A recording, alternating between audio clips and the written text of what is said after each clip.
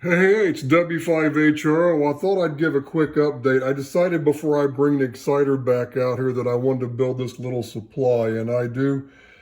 I'm looking for my hot glue gun. I don't know where in the world it is, and it dawned on me I never saw it. I think I lent it to my daughter or the XYL one time, and I may not have got it back because I haven't seen it, and I've been trying to find it, so I may have to order a glue gun. It's okay. I've got something else I could stick in there to seal it for now. I got some RTV. I'll just do that. This is the AC line. I went ahead and I left it long enough just so I could plug it in the outlet to test it. But if you look at the scope, I'm seeing 20.5 volts RMS before the relays are energized. And what I'm doing is I just had this double RCA and I was able to connect it. I got the 12 volts coming out of this little supply in here, and it's 20 some odd volts RMS. And when I ground like I'm grounding the box, this is like to simulate my PTT line. When I ground, the box is upside down. This is 12 volts and this is the PTT line. So you just ground the line. But see, when I ground it, watch what happens. Non-grounded, 20 some odd RMS, and then 13.75. That's perfect. 12 volt relays, that's perfect. So I got this thing built, and I made it to where what I'm going to do is, the only thing I didn't do yet is I need to drill the holes to mount this thing. I'm going to mount it right like that, and then this thing's going to go on I just made it to where the whole thing, this is the lid, and this is like the lid, and the guts are like the relay box, and then this, little supply box. So this just slips right in there. So this will just go over this to seal it, see? So that's going to be good. So I'm going to mount this here in a few minutes and get this, probably just put 2 screws. I should probably put them in the corner, but I'll just do 2, one here and one here. I was looking at this TR switch that I designed for the top of the transmitter so I could, run all my other equipment on the station desk. And I didn't realize that I actually went through I went through the painstaking process of,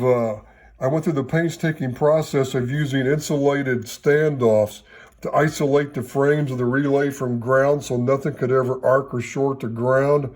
I actually went all out on this thing, and I guess the day I built this thing, when I put this thing together, I must have been in one of those modes where I wanted to do a really fancy soldering job and make it look nice and neat. And this is one of my better pieces of work.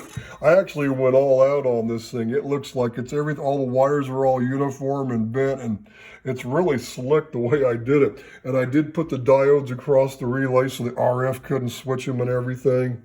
So this is pretty neat. So let me go ahead and, I guess, RTV this stuff down, mainly the cap. I'm just gonna put the lid on. It doesn't matter if these things are exactly there or if they're like this. It doesn't really matter. So it's no big deal.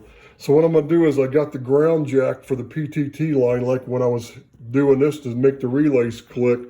I'm gonna put this like right here on the deck somewhere on the back. And then I'm going to wire the line, so because when I key the PTT, of course, there's that line grounds through here. So I'm just going to run a wire over to this thing here, so I can use that. That way I'll have a short PTT line going to the relay box, and I'll have a power supply that's self-contained, shielded from the actual inside of the TR switch.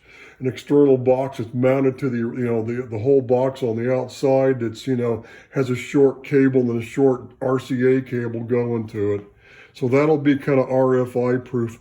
And I even put a .01 cap there right on that DC line too, right there, to bypass RF just to be safe. So anyway, let me like I said, let me get this thing mounted. I'm going to get this all put together. Then I'm going to go ahead and bring the exciter rack out here and change that 470 picofarad cap, that coupling cap from the output of the exciter, that 6,000 tube. I put this on last night, and it didn't, the way I had that black PVC thing in there, I must have had it slid over this way because it wasn't fitting on there flush. Now I loosened the screws and I moved it around. Now everything fits in there right, and the thing fits fits like square on it like it used to, so I fixed that. And now it was sticking up because I had it on, that piece of rubber was in between the bottom and this. The screws were given electrical contact, but now that I'm going to have it where I can screw it down, I normally, temporarily, what I've been doing is I've been putting a little piece of tape like from here to here, from here to here on these corners just to kind of keep vibration down. Eventually I'm going to drill some more holes and I'm going to put some screws over here too. I just haven't done that yet. So when this thing's all finally done, I'll probably do that. So that's all for now. Let me upload this video, and then I probably should wait and make this part of the other one, but let me go ahead and do this since I've already got this supply built and working, and show people where my progress is. I told you I was going to get back and work on this and finish it up, and I was serious. 73s for now.